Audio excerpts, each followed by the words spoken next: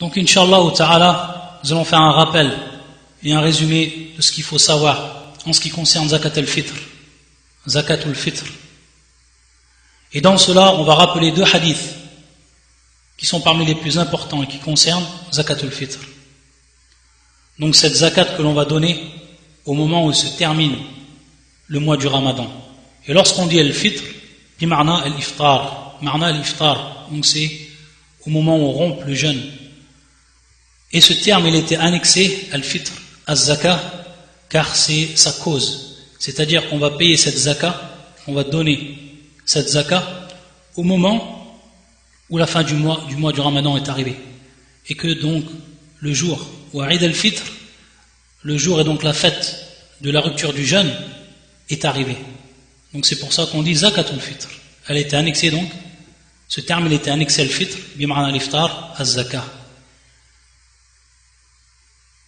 Deux hadiths donc qu'on va citer, et à partir desquels on va en tirer des conclusions et des règles de jurisprudence. Le premier c'est le suivant, hadith muttafaqun alayh, rapporté par l'imam al-Bukhari et l'imam Muslim.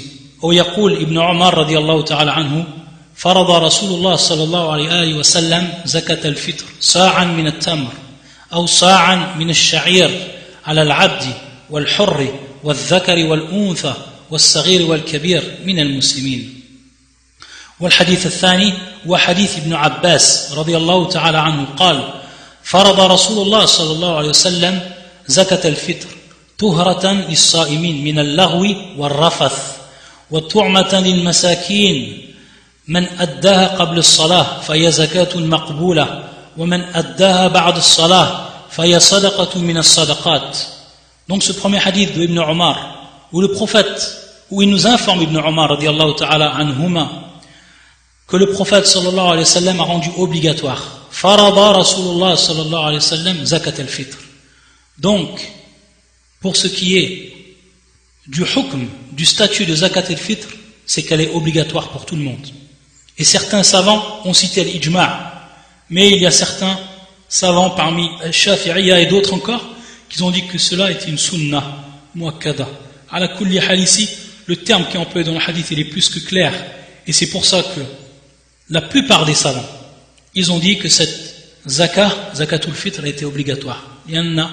On voit bien dans le hadith d'Ibn Omar et également le hadith d'Ibn Abbas, farada Rasulullah, farada, qui est donc le verbe farada et qui vient du terme donc fard et qui se traduit dans la religion par l'obligation, qui a pour signification al-wajib, yani wajaba Rasulullah sallallahu alayhi wa sallam zakat al-fitr.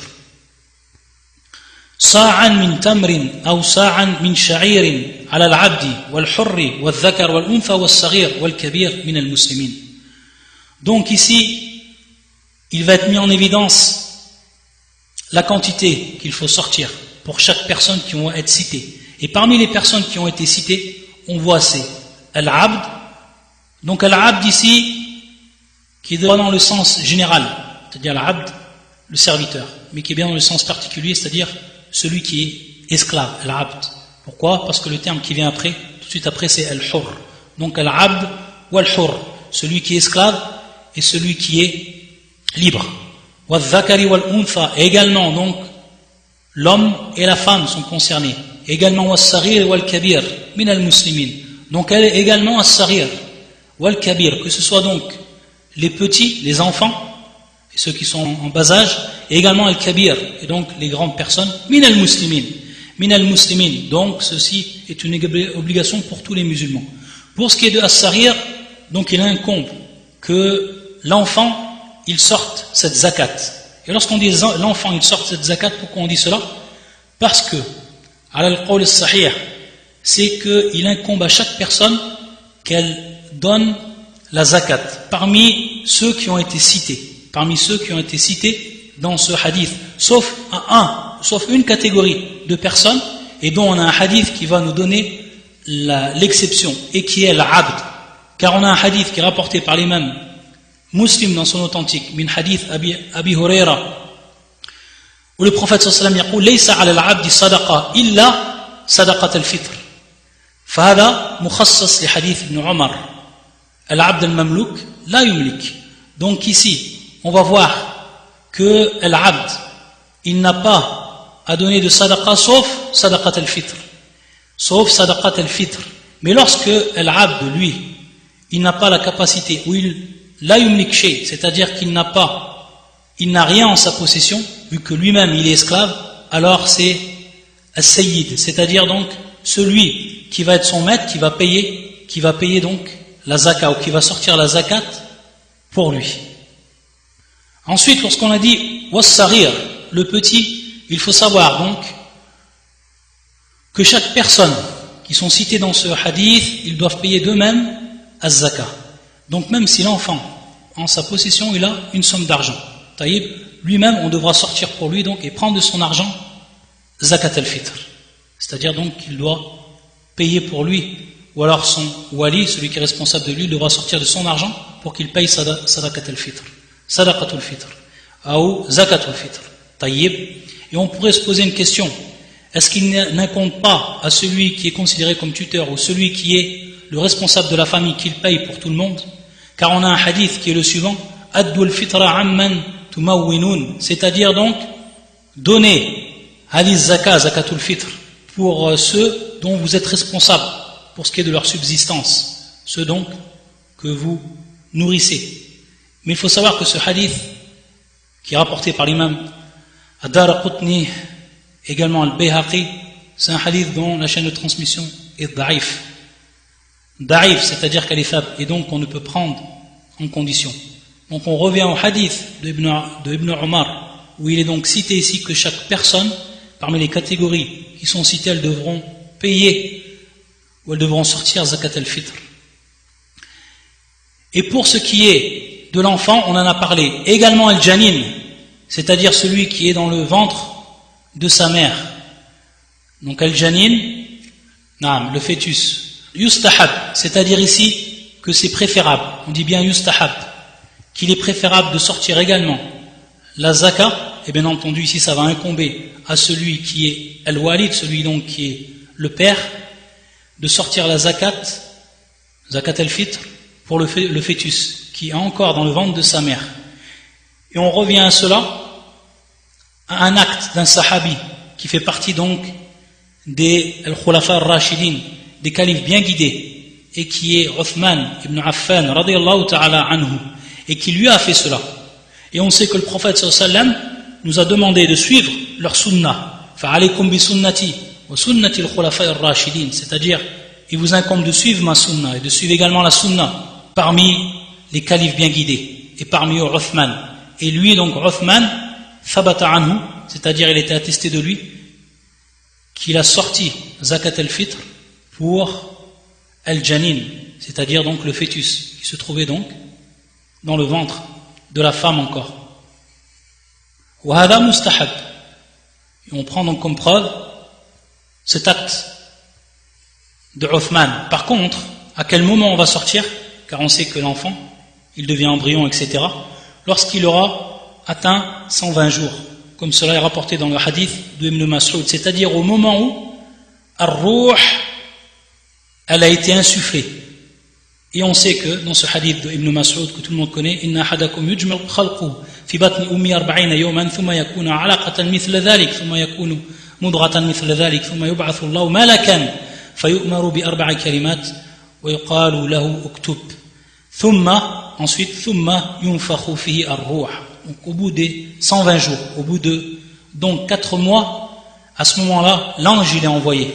Et donc ar-ruh, c'est-à-dire donc que l'âme, elle est insufflée dans ce fœtus et qu'il devient donc quelqu'un de vivant. Et donc c'est à ce moment-là, après les 120 jours, qu'il est mustahab de sortir zakat al-fitr pour ce fœtus. Tayyib. Et on sait que beaucoup ou plusieurs règles reviennent également par rapport à ces 120 jours. Plusieurs règles viennent par rapport à ces 120 jours. C'est-à-dire que si maintenant le fœtus, lors d'une fausse couche, al-ijhad, lorsqu'il y a une fausse couche avant les 120, alors à ce moment-là, il n'y a rien à faire avec cet embryon. Ce n'est qu'en fait un morceau de chair.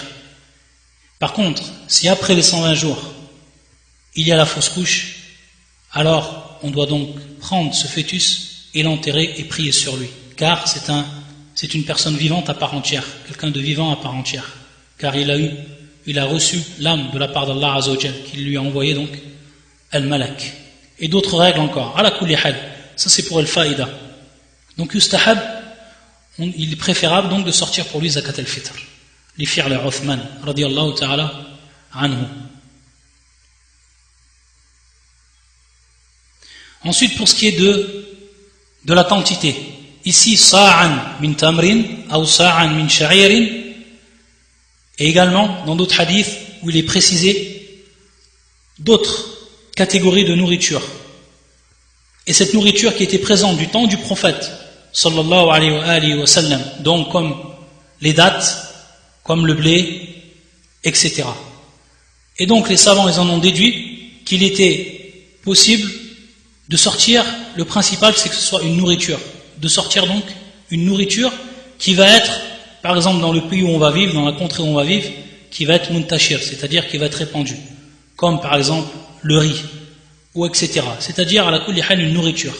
Et as-sa', lorsqu'on dit as-sa', ça correspond taqriban à 2,5 kg. Mais pour yani min bab al-akmal, c'est-à-dire pour être sûr, wal ahwat, il est mieux de donner 3 kg pour être sûr, car lorsqu'on dit 2,5 kg, c'est un peu plus, c'est-à-dire entre 2,5 kg et 3 kg. Et donc le mieux pour le musulman, pour qu'il soit pesé, c'est qu'il donne donc 3 kg pour ce qui est de chaque personne, comme on l'a vu, que ce soit l'abd, al-hur, al-dhakar, al-untha, al-saghir, ou al-kabir, parmi les musulmans. Et lorsqu'on a dit bien entendu que chaque personne doit sortir zakat al-fitr de lui-même, si, par exemple, l'épouse, les enfants, etc., ils sont d'accord pour que le père, lui, il sorte de son propre argent, as-sa', c'est-à-dire donc la nourriture qui va constituer zakat al-fitr, alors cela, c'est permis. Cela, c'est permis. Et lorsqu'on a dit la quantité sa'an min tamrin ou sa'an min sha'ir, etc., les savants ont dit qu'il fallait donc sortir cela en nourriture. Car zakat al-fitr, c'est une ibada. C'est une ibada, c'est-à-dire une adoration. Et on sait que l'adoration, elle doit être faite conformément à la législation. Et qu'on n'a pas le droit de faire une adoration sous une forme, quelle que soit, sauf si on a une preuve du livre ou de la sunna. Et donc dans ce sens, sachant que zakatul fitr, c'est considéré comme, et ça rentre dans l'adoration. Alors, cette adoration-là, on doit la faire comme elle nous est parvenue, de la part du prophète sallallahu alayhi wa sallam, de la part également des sahaba, comment eux, ils l'ont donné.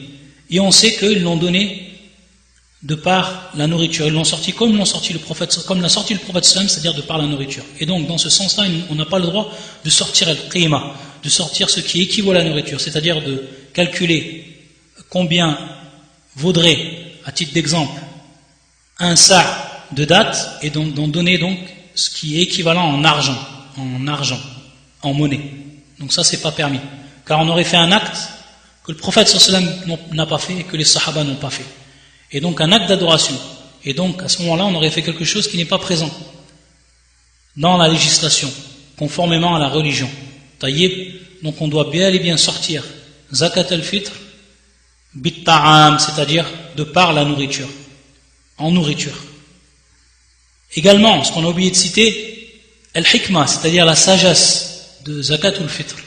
Dans un premier temps, c'est takfir al-sayyat wa al-taqsir, comme il est venu dans le hadith du prophète sallallahu alayhi wa sallam, hadith ibn Abbas, tuharatan lisa'im min al-laghwi wal-rafath, c'est-à-dire donc l'amusement et le manquement dont a fait preuve le jeûneur durant ce mois de jeûne. Lorsqu'il va sortir zakat al-fitr, ça va lui permettre de compenser cela, de compenser donc ce manquement, de compenser cet amusement qui est advenu donc du jeûneur durant ce mois du jeûne. Taïb. Également, shukran itmam as-siyam, shukran lillah azza wa jal, c'est-à-dire également de remercier, de par cette zakat, on remercie Allah azza wa jal, on est reconnaissant envers Allah subhanahu wa ta'ala qui nous a permis de finir le mois du Ramadan et Inch'Allah ta'ala d'en prendre la récompense. Et également, comme il est cité dans le hadith d'Ibn Abbas, wa tu'matan lil masakin, C'est-à-dire qu'également ça va être un jour où l'on va faire bénéficier aux pauvres de cette fête lorsqu'on va leur donner la nourriture. Donc ils n'auront pas besoin ce jour-là de chercher ou alors de demander et de tendre la main aux gens. Lorsqu'ils recevront donc cette nourriture, ils pourront donc à ce moment-là jouir comme jouissent tous les musulmans, ce jour-là, avec cette nourriture. Pour ce qui est du temps maintenant, c'est-à-dire à quel moment on doit sortir cette zakat. Également dans le hadith de Ibn Abbas qu'on a cité, où le prophète sallallahu alayhi wa sallam a dit man addaha qabla as-salah man addaha qabla as-salah faya zakatun maqbula wa man addaha ba'da as-salah faya sadaqatun min as-sadaqat. C'est-à-dire celui qui va la donner avant la prière. Donc ici bien entendu la prière salat al-Eid, la prière du Eid, fahiya zakatun maqbula. Donc c'est une zakat qui va être acceptée comme telle, comme étant donc zakatul fitr. Et si par contre la personne la donne après la prière, fahiya sadaqatun min as-sadaqat. Et certains savants ont cité qu'en réalité, une fois que la prière elle est terminée et que la personne sans une excuse valable, elle n'a pas donné cette zakat, alors il ne lui est plus permis de donner cette zakat. Pourquoi? Car ce wujub, al-wujub, c'est-à-dire l'obligation, c'est une obligation qui est dit muwaqqat, qui est donc restreint par rapport au temps. Et ce temps qui va commencer min ghurub al-shams, qui est laylat al-Eid al-Fitr, c'est-à-dire ce temps-là qui va commencer depuis le coucher du soleil, la nuit de Eid al-Fitr, la nuit donc de la fête de la rupture du mois du Ramadan. Et on sait que en islam, la nuit elle précède toujours la journée. Donc lorsqu'on dit la nuit de cette journée-là, c'est-à-dire de cette fête-là, ça va commencer à partir du Maghrib. On rentre donc dans la nuit de Al-Fitr, ou Eid al-Fitr. Et qu'ensuite, après le Fajr, commencera donc la journée de Eid al-Fitr. Donc ici, on dit bien que ça commence à partir de Ghurub al-Shams. Ça commence à partir de lorsque le soleil se couche, c'est-à-dire Al-Maghrib, et commence donc à ce moment-là la nuit. Donc les jours et les nuits, elles sont comptées. Pour ce qui est des nuits, elles sont comptées à partir de Ghurub al-Shams, à partir du coucher du soleil, à partir du Maghrib. On rentre donc dans la nuit, et comme on l'a dit, la nuit, elle précède le jour en islam. Donc on commence par la nuit. Taïeb. Et cette nuit-là qui va continuer jusqu'à le Fajr. Et au moment où le Fajr apparaît, lorsque l'aube apparaît, alors à ce moment-là, on rentre dans la journée. Et ainsi de suite. Donc on voit ici que le temps pour donner cette zakat va commencer min ghurub al-shams, laylat al-Eid. Tayyib. Par contre, ce qu'il est préférable, wa mustahab, et le mieux c'est de donner donc juste avant la prière, comme le prophète sallallahu alayhi wa sallam nous a dit aman adda qabla as-salah fa zakatun maqbula, de la donner donc avant la prière. C'est pour ça que beaucoup de savants disent qu'il est préférable pour al-a'imma, c'est-à-dire ceux qui sont les imams et qui prient, de retarder donc la prière salat al-Eid, donc la prière de ce jour-là, la prière de cette fête-là, fête de la rupture du jeûne, pour que tous les gens puissent accomplir avant le début de cette prière, puissent accomplir et puissent donc donner zakat al-fitr. Ala kulli hal, son obligation donc vient au moment ghurub al-shams. Mais comme cela a été l'acte de beaucoup de sahaba, et les savants en ont tiré que cela donc était également permis, wada min bab al-rukhsa, c'est-à-dire donc une permission qui est donnée, comme cela a été fait par certains des sahaba, qu'ils ont donné donc zakat al-fitr un jour ou 2 jours avant al-Eid, c'est-à-dire un jour ou 2 jours avant le jour de la fête, un jour ou 2 jours. Donc on voit que ici c'est une rukhsa, et qui est pris donc des actes que faisaient les sahaba ou que faisaient certains des sahaba lorsqu'ils donnaient zakat al-fitr un jour ou 2 jours avant al-Eid, wa salat al-Eid. On revient donc à ce qu'on a dit pour ce qui est du fait de donner cette zakat après la prière, que cela n'est plus valable. Et que la personne à ce moment-là, elle est athim, c'est-à-dire qu'elle est en état de péché. Elle a fait un péché. Pourquoi? Parce qu'elle n'a pas donné zakat al-fitr, alors que c'était obligatoire pour elle. Elle ne l'a pas donné dans son temps qui était restreint, donc qui s'arrête, comme nous l'est dit par le prophète sallallahu alayhi wa sallam, qui s'arrête au moment où va commencer salat al-Eid. Et celui qui va la donner après, alors il va faire un acte qui n'est pas conforme à la religion.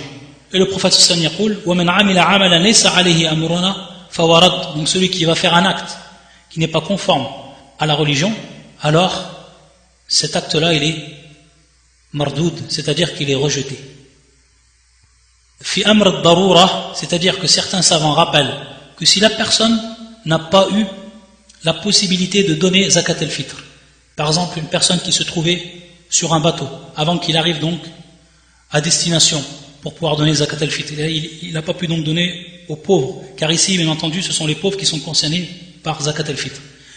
Ou alors une personne wukila ahad, c'est-à-dire donc qu'il a chargé une autre personne de donner zakat al-fitr. Et ça également c'est permis, c'est-à-dire la personne, si elle part en voyage ou quoi que ce soit, et qu'elle donc elle donne cette zakat à une personne pour qu'elle la donne au moment où va rentrer le temps, cela est permis. Donc hadha min bab at-tawkil, hadha min bab at-tawkil. Donc elle charge une personne de donner à ce moment-là, dans le moment conforme à la législation, de donner donc cette zakat. Cela est permis. Si par exemple, à titre d'exemple, la personne elle a oublié de le donner ou alors elle ne l'a pas donné, alors la première personne, celle qui avait chargé, elle n'est pas en faute à ce moment-là. Et les savants donc ils disent qu'il est permis qu'elle le donne après dans ce cas-là.